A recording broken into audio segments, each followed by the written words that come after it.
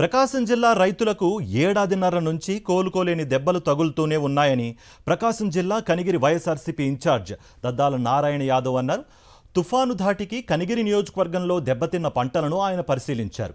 ఆరుగాలం కష్టించి నష్టపోయిన రైతులను ఆదుకుని వారికి నష్టపరిహారం అందజేయాలని డిమాండ్ చేశారు నారాయణ యాదవ్.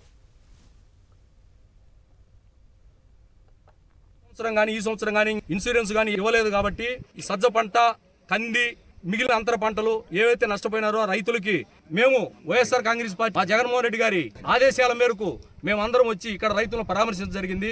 రైతులు ఎంత నష్టపోయినామో వివరించడం జరిగింది. కాబట్టి ఖచ్చితంగా ఈ కూటమి ప్రభుత్వం రైతులను ఆదుకోవాలని మేము డిమాండ్ చేస్తున్నాము. ఈ సంవత్సరం కానీ ఇన్సూరెన్స్ కానీ ఇవ్వలేదు కాబట్టి ఈ సజ్జ పంట, కంది, మిగిలిన అంతర పంటలు ఏవైతే నష్టపోయినారో రైతులకి మేము వైఎస్ఆర్ కాంగ్రెస్ పార్టీ జగన్మోహన్ రెడ్డి గారి ఆదేశాల మేరకు మేమందరం వచ్చి ఇక్కడ రైతులను పరామర్శించడం జరిగింది.